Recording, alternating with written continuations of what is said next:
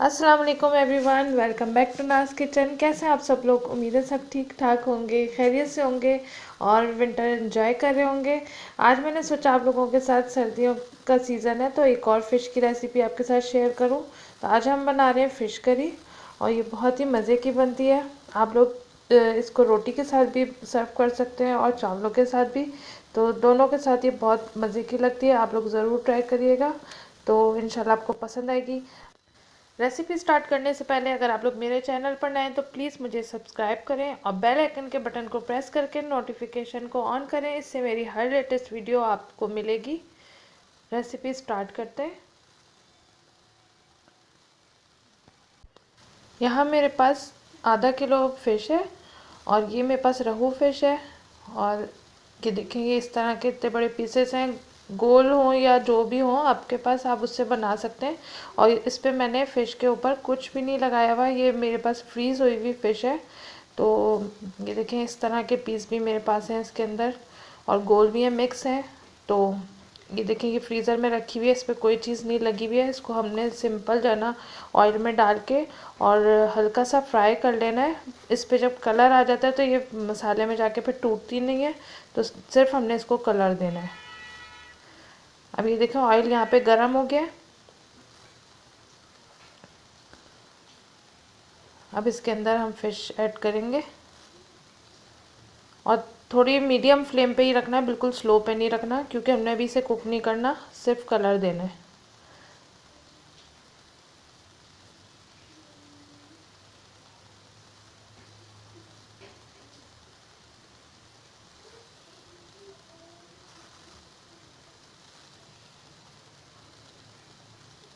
अब इसको हम थोड़ी देर इस तरह छोड़ देंगे। ये देखिए हल्का सा इसमें कलर आना शुरू हो गया है। बहुत डार्क कलर नहीं करा है मैंने, हल्का सा कलर इस पे आया है बस, तो मैंने इसको पलट दिया है।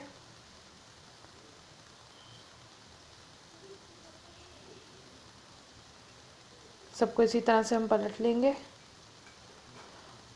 और हल्का सा कलर आने देंगे। ये देखें इधर भी हल्का सा, पीछे से भी कलर आ गया हल्का सा। तो बस मैं अब इसको निकाल लूँगी प्लेट में और सारी इसी तरह से फ्राई कर लूँगी।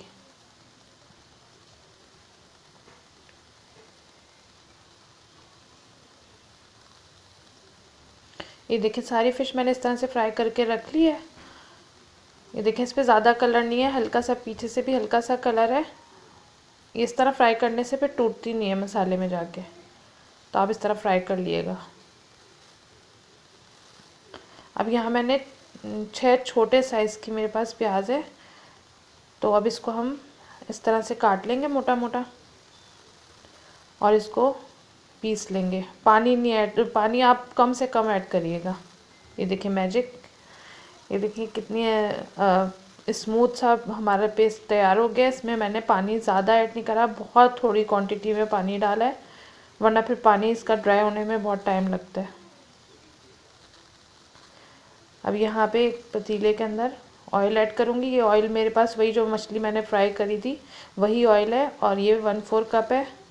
तो आप अगर चावल के साथ बना रहे हैं तो इतना ही डालिएगा। और ये हाफ़ टी स्पून मेरे पास मेथी दाना है, ये इसमें ऐड कर देंगे और थोड़ी देर इसको कड़कड़ाने देंगे। तो अगर आप लोग रोटी से खाएं तो थोड़ा ऑयल कम कर लिएगा, हाफ़ कप डालिएगा। और चावल के साथ मैं बना रही हूँ तो इसमें इतना ऑयल ठीक है।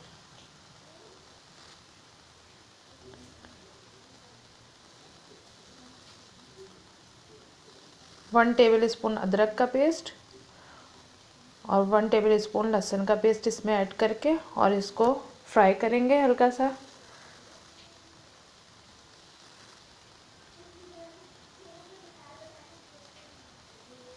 इसकी जब हल्की सी खुशबू इसमें आने लगेगी और ये फ्राई हो जाएगा, उसके बाद हम इसमें पिसी हुई प्याज ऐड कर देंगे। ये अब प्याज ऐड कर दूंगी मैं।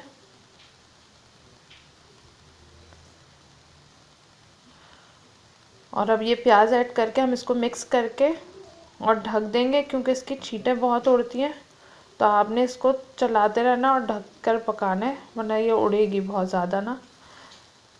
तो ये देखिए मैंने इसको बस इस तरह से मिक्स कर दिया हल्का सा। ये देखिए इसकी छींटें उड़ रही हैं, अब मैं इसको कवर कर दूँगी।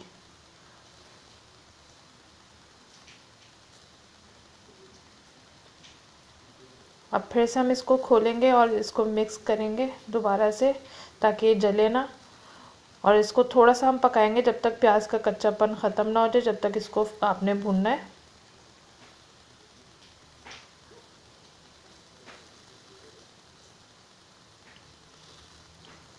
ये मैंने फिर कवर कर दिया है। अब यहाँ मसाले देख लें। ये 1.5 टीस्पून मेरे पास नमक है, 1.5 टीस्पून पिसी हुई लाल मिर्च, 2 टीस्पून पिसा हुआ धनिया और पेपरिका पाउडर है 1 टीस्पून। इससे कलर बहुत अच्छा आता है। 1 टीस्पून पिसा हुआ ज़ीरा है और 1 पाव दही है। इसको फेंट के डालिएगा लाजमी, वरना तो फुटकियाँ सी नज़र आएंगी सालन में, वो अच्छी नहीं लगेंगी। अब ये मसाला अब हम खोल के दोबारा से प्याज को दोबारा से फ्राई करेंगे, चलाएंगे अच्छी तरीके से। ये यहाँ भुन चुकी है, बस हल्का सा इसको चलाएंगे अब। और अब इसके अंदर मसाले ऐड करेंगे। ये सारे मसाले मैं इसमें ऐड कर दूंगी और इसको मिक्स करेंगे। आप मसाले अपने हिसाब से भी एडजस्ट कर सकते हैं, लेकिन ये जो मैंने यहाँ पे लिए हैं ये चावल के हिसाब से मैंने लिए हैं। तो जना अगर आप लोग रोटी से खाएं तो मसाले कम भी कर सकते हैं, तो भी चावल के हिसाब से ठीक थे। ये यहाँ 1/2 टीस्पून मैं हल्दी पाउडर डाल रही हूँ, मैं भूल गई थी वहाँ पे मसालों में बताना। तो अब ये इसमें हल्दी पाउडर ऐड करके और इसको मिक्स करेंगे। अब इसमें ये जो दही है ये मैंने फेंट लिया था अच्छी तरीके से, अब ये भी इसमें ऐड कर देंगे।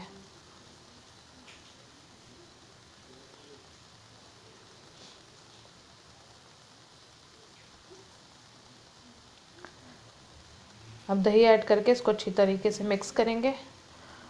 और ये फिर से बहुत ज़्यादा जना मसाला बहुत छींटे उड़ती हैं इसकी, तो इसको मिक्स करके और इसको कवर करके और कवर कर करके हमने इसको पकाना है। बस चलाएंगे और कवर कर देंगे, फिर चलाएंगे फिर कवर कर देंगे।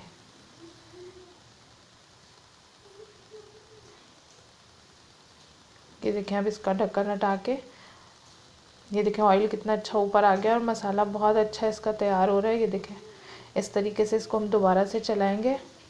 बस आपने इसको कवर कर करके चलाना है, वरना पूरा आपका चूल्हा गंदा हो जाएगा, सारी छींटें उड़ेंगी सब जगह। तो आप कवर करके इसको पकाइएगा। अब ये मसाला भुन गया है और ऑयल अलग हो गया है, तो मसाला अच्छा सा भुन गया है। तो अब इसमें 3 गिलास पानी ऐड कर देंगे। और अगर आप रोटी से खा रहे हो तो कम पानी ऐड करिएगा, चावलों के हिसाब से ये पानी इसमें जितना मैंने शोरबा रखा है ये बिल्कुल ठीक है। यहाँ आपको थोड़ा सा ऑयल अभी लग रहा होगा ज़्यादा, लेकिन ये बाद में बिल्कुल गायब हो जाता है इसका ऑयल।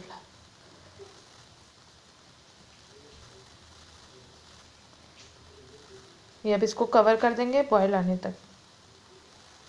ये देखिए इसमें उबाल आ गया, तो अब इसके अंदर जो फिश थी वो सारी इसके अंदर ऐड कर देंगे।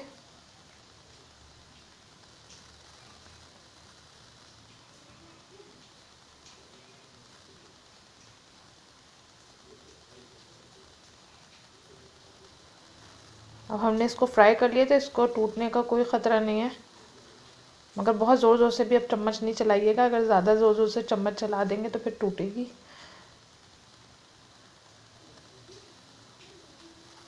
ये देखें इस तरह से। अब इसको कवर कर देंगे 10 मिनट के लिए, 5 से 10 मिनट। ये देखें यहाँ पे इसके 10 मिनट तकरीबन हो गए। तो अब ये इस तरह से पक गई है मछली। और अब इसके ऊपर मैं पिसा हुआ गरम मसाला 1/2 टीस्पून इस पर छिड़क दूँगी ऊपर से। और चूल्हा मैंने बिल्कुल स्लो कर दिया। और ये हरा धनिया इस पे ऊपर से डाल के और 5 मिनट के लिए कवर कर देंगे।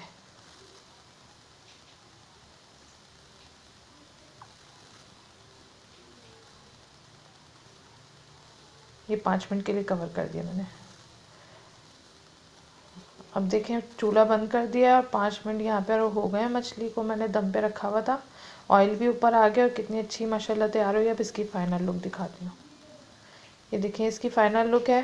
और इसको चावल के साथ सर्व किया है। तो आप रोटी से खाना चाहें तो रोटी से भी इसकी ग्रेवी आप खा सकते हैं, बहुत मज़े की लगती है, मगर हम चावल के साथ खाते हैं। ये देखें, ये रोटी के साथ आप खा सकते हैं इसको। अगर मेरी वीडियो आप लोगों को पसंद आए तो इसे लाइक करें, फैमिली फ्रेंड्स में शेयर करें और मुझे दुआ में ज़रूर याद रखिएगा। नेक्स्ट वीडियो में मिलूँगी एक नई और ज़बरदस्त सी रेसिपी के साथ। Thanks for watching. अल्लाह हाफिज़।